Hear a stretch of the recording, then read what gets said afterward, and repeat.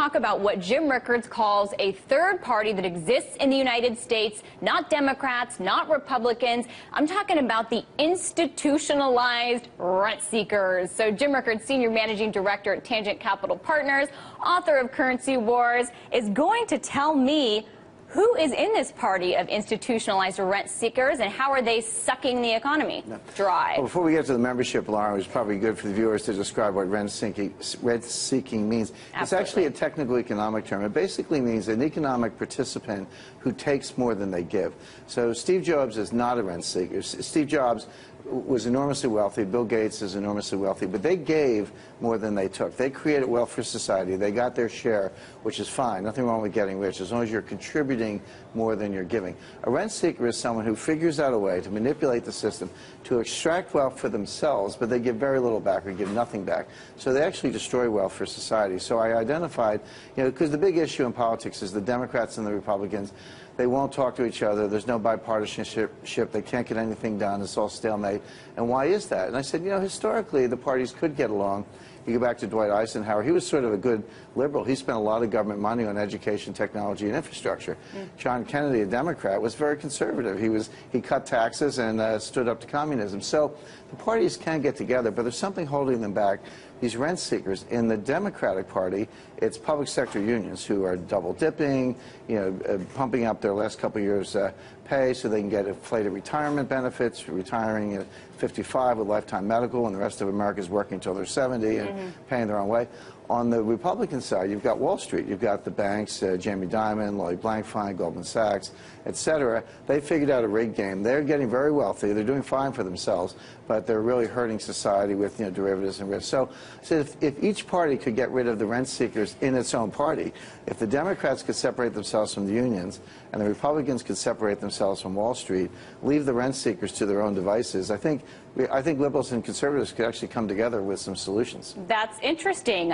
However, how do you do that when you have rent seekers entrenched in politics because they are putting money in and they're lobbying? What is it, for example, with the banks? Because is it some kind of change in regulation, or is it instilling personal liability in these firms where there is maybe like what James Grant talks about, which is the Isaac clawback plan to claw back compensation over a certain amount for 7 years if your firm becomes insolvent and you're federally regulated? Well, we're starting to see little glimpses of that. Those are very good examples. I think Scott Walker, even though he's a Republican in Wisconsin, certainly stood up to the unions. Union membership is declining, but more importantly, people are staying in unions, but they're choosing not to pay dues, so union revenues are declining. And then on the Wall Street side, you are seeing proposals like that. Even Jamie Dimon said we might have some clawbacks coming out of this London whale trade. So there are little signs of that.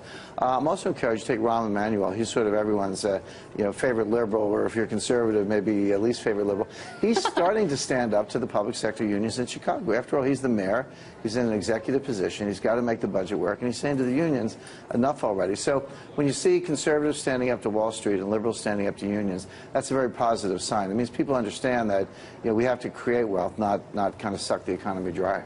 Or maybe they just realize that these things are at the end of their rope. There's only so much sucking that can go on. Despite that, I want to play you a little bit of what Jamie Dimon said in his hearing yesterday. Jamie Dimon appearing in the Senate last week, the House this week.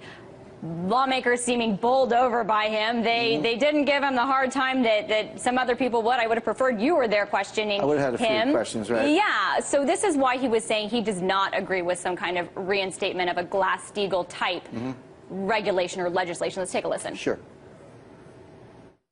WAMU and IndyMac, which were monoline thrift kind of savings companies, Fannie Mae and Freddie Mac, which are the biggest financial disasters of all time, were monoline mortgage insurance type companies. All of that happened and had nothing to do with Glass-Steagall. I mean, he, of course, neglects to mention the firms that were saved by bailouts. But that aside, is he, of course, going to protect his too-big-to-fail status and monopoly, because that's what allows and enables a firm like his to be a rent seeker? Well, that's pure nonsense from Jamie Dimon. I actually don't know how he gets away with that, but just to kind of take what he said for a moment. Yeah, there was a lot of stress in Fannie and Freddie and IndyMac and all that, but why was that? Because the housing market was collapsing. Why was the housing market collapsing? Because of unsafe lending by banks and other originators. And why was all that lending going on? Because Wall Street could package it into securities and sell it to German banks banks who had no idea what they were buying. So if you didn't have that Wall Street securitization machine and that Wall Street derivatives machine behind it, you never would have had the lending in the first place, or the inflated asset values, or the collapse. So he's looking at the wrong end of the telescope. He's pointing to the victims and saying, see, that had nothing to do with us, when in fact Wall Street created the problem through securitization and derivatives. I think it's a disgrace that Diamond gets to sit there and say that, and nobody challenges them on it. And does the status that he is allowed and afforded as a too-big-to-fail institution solidify his rent-seeking ability and status as a party in Washington? Absolutely. And look at the campaign contributions J.P. Morgan is giving. I mean, I spent a certain amount of time on Capitol Hill, and I talked to some of the members. There's not a lot of appetite to go after these banks because they're generally on the Republican side, they're giving them too much money, and on the Democratic side, they're fully invested in Fannie, Freddie, and Dodd-Frank. So the Democrats don't want to criticize the mess they made legislatively. The Republicans don't want to bite the hand that feeds them. So nobody's going after these guys. Meanwhile, the economy's suffering. So in some ways, the rent seekers are still doing a lot of damage and winning, but yes, you have hope yet. And I appreciate you being here to explain your thesis and break down all of this news coming out. Thanks so much. That was Jim Rickards, author of Currency Wars.